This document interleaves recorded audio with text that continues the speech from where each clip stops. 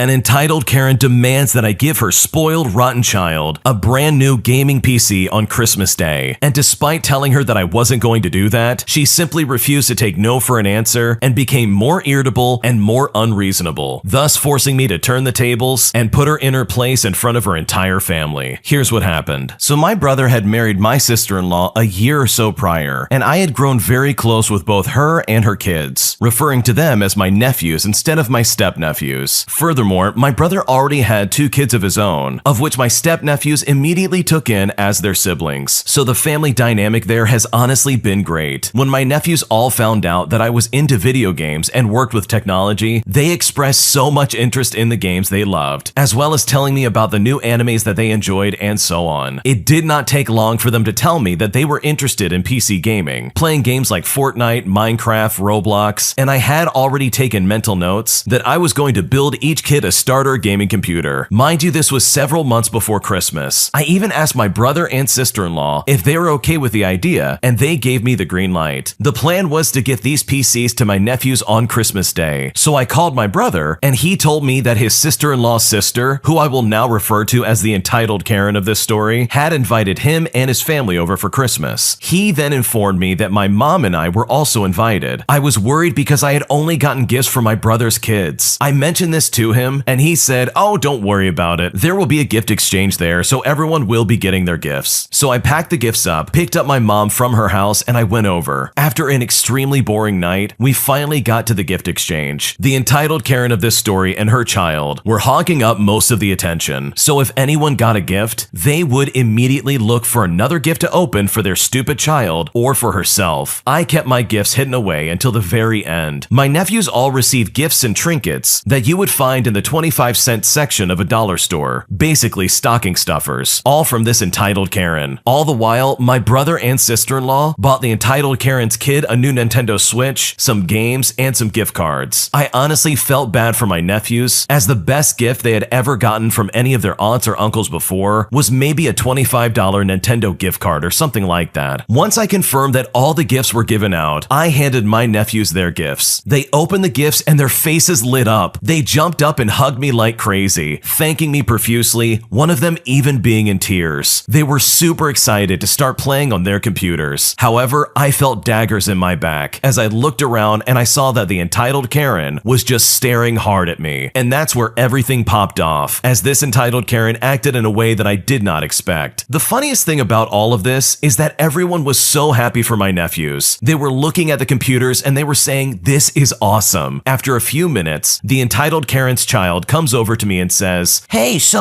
where's my computer?" I looked at him and I said, "Pardon me?" And he starts to sob and cry, saying again, "Where's my computer? Everyone else got one, so I deserve one too." At this point, I was just like, "Sorry, kiddo, but these were for these kids. Besides, you got a brand new Nintendo Switch. You will enjoy that more." He then runs off crying. I did feel a bit bad, but at the same time, I looked at the mountains of gifts this stupid kid had got, whereas my nephews got scraps up until the PCs. And that's when the entitled Karen walks up to me. She says, "Hey, I know this is so last minute, but what would it take for you to give my son a PC?" I looked at her a little bit baffled and I said, "Well, the low-end PC cost is around the ballpark of $700, so I'm sure you can get him one at that price." She then says, "I don't think you understand. You are his uncle. Therefore, you are responsible for giving my son a PC. So when can I expect it?" My brother heard this and he was just about to say something. So I looked at him and I said, "No, it's fine. I got this." I turned back to the entitled Karen and I said, "Listen, you are taking quite a funny tone with me. Which one of these gifts were from you that were for your nephews? The random plastic toy over here? Was it the pack of stickers? How much did you spend on them in total? Maybe less than $10 if I'm guessing. So who on earth are you or your kid to me? I'm not your brother-in-law and I'm not your kid's uncle. I have no responsibility towards him or you, especially to buy a computer for him." At this point, the entitled Karen's husband had finally grabbed her and dragged her away. I looked at my brother and I said, "I am never coming over to Christmas gatherings again unless they happen at your home, and I do not want to see her ever again." I later found out that this entitled spoiled child's grandmother bought this kid a computer using whatever funds that she had, which showed me entirely how spoiled this kid really was. The irony of the situation is that this year, I ended up upgrading the nephew's computer with new hardware, and sure enough, the entitled Karen Karen expected my brother and sister-in-law to give her kids stuff like a PS5 or an iPad. All the while, they claim to have given their gifts to the nephews by giving them $50. And that's something that they would have to split between the four of them. So from now on, if I'm at my brother's house and I see this entitled Karen and her family coming over, I'm just gonna straight up gather my things and leave. I would rather avoid that situation altogether and not entertain having to deal with that entitled Karen. How selfish and disgusting do you have to be to seriously demand a PC be given to your spoiled child? Like, did they not already get a bunch of gifts as it is? And worst of all, this entitled Karen got basically trinkets from the dollar store and gave it to these kids and said, okay, that's enough. Like, that's so unbelievably toxic to not only not give good gifts to these kids, but then to expect everybody else to spend hundreds of dollars on your entitled child, also they can feel happy about their Christmas day. So either way, good for this original poster for putting their foot down, because people who act like this truly are disturbing individuals. If you like Am I the Jerk, you're probably going to love Am I the Genius? Check it out, link down below in the description. Today I messed up by hiring a guy to take down a tree, who then dropped that tree through my roof, destroying it in the process and causing some serious damage to the structural integrity of my house. Here's what happened. So my wife and I had bought a house that is on a hill surrounded by woods. One day in those first years of ownership, I wander up the hill doing some yard work, and I notice that the hill-facing side of a large poplar tree is rotting away. This tree is only 10 to 15 feet from my garage and tall enough that it would hit my house if it fell the wrong way. It's not in immediate danger of falling over, but I know it has to be taken down. In those early days of home ownership, finances were pretty tight. We didn't overpay for our house in that the value was right in line with the price, but we probably should have bought something cheaper. I did a lot of DIY work to keep expenses down, but I knew this job was clearly beyond my abilities. When I start getting quotes to take down the tree, they are pretty high. I mentioned needing to take down this big tree to my coworkers, and they tell me that another person that works in our help desk group by the name of Jim has a landscaping business on the side and has taken down trees for two of them at their houses without any kind of issues, and it's been at a pretty reasonable price as well. I called Jim up to have him come take a look at our situation. He came out and gave us a very reasonable quote. Now, here is where I messed up. I did not ask him whether or not he's insured. Because finances were tight, we had not hired any other contractors to do work on the house, so I'm not sure it even occurred to me to ask at all whether or not he was insured. I just sort of assumed that since my coworker had used his service at their house, that it was going to be fine. But if you've caught on already, things definitely go south pretty quickly. Even in my profound ignorance, I did realize that this job was a big job, and I offhandedly asked if he would have other people helping him, and he said that he would, but that ended up being a lie. A few weeks later, and it's a fine summer day, and Jim is scheduled to take down the tree. Around about 1 o'clock, I get a call at work from Jim. He is pretty shook up and tells me that the tree fell on my house. I'm in shock at this, and I tell him I will be there as soon as possible. My wife works for a different company in the same building, and so I grab her and we both head up to the house. The house is a colonial and faces south. The tree was on a hill on the north side. The driveway comes in from the west side, so we get a sidelong view of the house as we are driving up, and we can see limbs sticking out of the house on the south side. So we think to ourselves, okay, maybe it's not that bad. Jim is there and his dad is also there as well. Apparently, Jim felt the magnitude of this mistake was enough to call his dad up to get him to come down there. Jim and his dad are trying to say things to me, and I'm just not hearing them, because at this point, I'm starting to see the real extent of what he did. And I also recall at this point finding out that they don't have any insurance. Jim had decided with this tree that he would connect one table to the upslope hillside and then just cut the base. That's it. The tree had a full canopy, and he did not even try to take anything off of it before bringing it down. I'm not sure what he thought was going to happen, even if it hadn't fallen the wrong way, as if it fell on the hillside, it's quite literally going to slide into my garage. Jim is not hurt at all, thankfully, although later my neighbor told me that Jim screamed so loud when the tree came down that she went running over, thinking that he had been seriously injured, but the damage was pretty extensive. Now, normally I'm a pretty anxious and somewhat ADHD type of person, but everything kind of hit the fan, if you know what I mean, and there was just this reflex inside of me that just accepted what is going on and started addressing the logical next step in a calm and rational way. My wife, on the other hand, was definitely not that way. She is yelling at Jim and his dad dad while I just sit there contemplating what has happened and what I need to do. I pull my wife away from yelling at the two guys, and we go inside the house to see the extent of the damage inside. I'm prepared for anything at this point, but my wife is not. We go into the back bedroom and we see this horrifying tree limb intruding into the house, and she lets out a blood-curdling scream. And I mean a scream that you would only hear in the movies. I try to calm her down a bit, and thankfully she doesn't go on screaming anymore. I go into my office to get the number of our homeowner's insurance, and I call them up. They get on it right away and start the process of getting a team out there to remove the tree and shore up the house. At this point, I send Jim and his dad away because there is nothing they can do, and I absolutely don't want them on my property anymore, knowing that there is no insurance on either of them. I then go up the hill where the tree was, and that's where I get the money shot of the carnage inflicted on my poor house. The roof was dented in by the trunk of this tree, completely shattering several structural features of the roof. Soon after, I get a call from the guys who have been called to take care of this tree, and they are on the way. These guys get to the house, and there are 3 of them in total. They examine the situation and they start to get to work. My wife and I pull up a couple of outdoor chairs and just watch them work as we try to come to terms with what happened. They attach cabling to the tree in a couple of spots and then attach the cables to other trees in the woods. When the cables are all set, they go up onto the roof and start to cut off most of the top of the tree that is embedded in the roof. The guy throws the log pieces off the top of the roof, and eventually they had it set up so that once the tree got cut down enough, they could just swing it off the house and onto the ground. As it swings off the house, my wife and I are watching, and it looks like it's swinging right in our direction for a moment before turning and landing on the ground far off to the side. When it swings in our direction for that split second, I jump out of my seat to get out of the way, but my wife just sits there laughing maniacally. As a side note, she's drinking a cocktail of her own making, so she might be a little bit under the influence. It was really an amazing professional feat of work that I hope to never have to see done on my house ever again. They cleaned up the remnants of the tree and then put a tarp over the roof to keep the water out until repairs could begin. My homeowner's insurance paid to fix the house and then went after Jim, but since he didn't really have any money or insurance, I don't think they got much out of him. I never really got the details of what happened to him because I really did not care, but I did hear that he wasn't in the landscaping or tree cutting business after that. I got a new roof and a new vinyl sliding out of this, in addition to all the structural repair work that needed doing, but it really wasn't worth the trouble. When I told my coworkers that recommended him what happened, they remarked that the trees they had him take down were in open fields, not anywhere near their houses, and that they had not asked him if he was bonded or insured either. I'd like to think that if I had only known any of this, I would have hesitated to use Jim's services, because any idiot can drop a tree in an open field, and obviously you don't want an uninsured person working at your house. But since I never asked, we'll never know the truth. The really obvious lesson here is to check that anyone doing work on your house is licensed, bonded, and insured. Most states have websites that allow you to check licensing and insurance for contractors. Take advantage of that. It's not impolite or unusual to ask contractors for this information. It's expected, and if the information doesn't check out, then trust me, you simply don't want to use them. That literally sounds like an absolute nightmare. Here you are just trying to save a buck, and you feel like you got a good deal on some guy that can take down this tree. And while yes, they did technically take down the tree, they also put it through your house. The original poster also added in some photos, and all I'm gonna say is I'm really glad nobody was in that house. I mean, the tree branch described earlier was jutting through the ceiling across a windowsill. Like somebody could have seriously gotten hurt. But thankfully, the original poster was able to get a new roof out of it, and the homeowner's insurance basically took care of all of it. But hopefully, for the sake of their house, they never have to deal with anything like this ever again. My entitled boss gives us very specific instructions, denying us access to a specific door that we need to go through, or else we would receive some kind of disciplinary action. So me and my coworkers get petty and cause massive delays, all because our boss wanted to be nasty. Here's what happened. So a while back, I worked for a country club, and occasionally we would have a tournament or a game where people would come play a few holes of golf at night. We also had other activities as well. Not only was it fun, but due to the abnormal hours, the tips were usually above average, so I tried to work these events when they came up. Another plus side was if you worked this party, you automatically got to come in later and were not scheduled for the morning shift. This time when the tournament rolls around, we have some renovations going on. Due to this party being outside, we have to carry the things that we need outside. However, However, no one thought of this, and the double bay doors we normally use were no longer available. They put pallets of concrete and old tile in front of them, so there was no access. Due to this, now we had to carry whatever we needed down the hall, use the elevator, and then go down to make a shift ramp that led to the basement, just so we could get out the golf cart bay doors. This not only disrupted the kitchen staff, but also disrupted the cart jockeys. If we were almost at the end of the tunnel, leading outside, and a cart jockey was trying to bring in a cart, either he had to wait or we had to wait. And the same thing went on when we used the kitchen elevator. We started getting ready for the party at around 6 o'clock. We would take the needed items over to the shelter and store them there until it was closer to start time. It took a lot of time due to the complexity of carrying and rolling huge tables around the entire country club, especially with the elevator involved. Some of the tables were so big, we had to shove the light fixtures up a little bit just to get them to fit. At around 9 o'clock, we were getting the last of the supplies when my coworker Steve, that's not his real name, has a very bright idea. He says, "Hey, it's been dark for about 45 minutes. Let's go out the front door, and since it's on the same level as our storage, we have no elevator or any kind of small hallway to worry about." Well, we take one load out, load it in the cart, and take the second load out in the cart, no problem. Right as we're loading the third and final load, our banquet and planning captain rushes over to us. "No, no, no, no. That door is for members only. You cannot use it to load that stuff." We apologize. We figured that since no one has been golfing in the past hour that it would be fine to just go ahead and use it. "Well, it's just not okay. And if I see any of you use this door for anything else, you will face disciplinary actions. You cannot use this door unless you're a member." So after getting chewed out by whatever that was, we both proceeded to take the rest of the load out the more difficult way, and then carry it all the way around back to where our cart was waiting with the other two loads. We drive off to the event and start getting set up as it will begin soon. What we discovered later on is that no one told the last cart jockey that none of us had a key to unlock the door or to even lock it when we leave. So naturally, we tried all the usual doors we can enter in, even the one from the break room, but none of them were working. Steven says hold on and that he'll be right back. He runs to the front and lo and behold, one of the doors to the front was unlocked. Too bad though, it's for members only, and none of us in our party is a member. The 5 of us decide it's worth the extra time to be petty, so Steven calls the banquet coordinator, our boss, and lets her know. After much discussion, she realizes we can't leave it at the shelter, as it will most likely ruin our chairs and some of the wooden tables, as well as the decorations that we have, and she has to come in. By the time that we are finished, it's almost 4:30. It was a lot faster with no kitchen personnel or cart jockeys, but still took a while, especially with the added time it took her to get there. Well, guess who showed up at 4:30? Our general manager. He used the front door that we found was unlocked. He saw our boss and asked why she was here so early, which she replied that we were locked out, so she had to come and let us in. Then he asked why we didn't just use the front doors, since they were wide enough and unlockable from the inside, unlike the cart doors. This then brought an absolute nightmare storm upon the 5 of us. She came speed walking in, her heels looking like she wanted to turn us into stone like Medusa. She looked at us and said, "There are 5 of you and you can't use this front door? Really? Why in the world did no one check the front door before calling me?" And at this point, I was like, oh boy. And out of nowhere, here comes Steven saying, "You said we couldn't use the front door, or we would face disciplinary actions if we did." And you know what? If looks could destroy a human being, Steven would have been annihilated. She glared at him and then her eyes glazed over. She turned around and went to go get ready for her shift. There was never another word about it, and we all laughed about it for a few weeks. By the next time we had an outside event, the construction and restorations were complete, so we could just use our doors like we normally would, without a snobby boss trying to get us in trouble. I love malicious compliance like this, where your boss is acting like an absolute loser, and they decide to treat you like garbage simply because you used the wrong door. And who's to say that's the wrong door in the first place? Honestly, she got exactly what was coming to her, because threatening your coworkers as well as people that are under you with some kind of disciplinary action, all because they're using a door that you don't like, is really, really rude, and it's incredibly toxic, and no one should have to deal with that, to be completely honest with you. So hopefully the next time this boss goes around barking orders, they are at least a little bit kinder, because you know what? Your workers very well might just take that literally, and you are going to look like a complete fool in the process. Thanks for watching. When you subscribe, make sure to hit the bell to turn on notifications so you never miss a video. To finish listening to all the stories,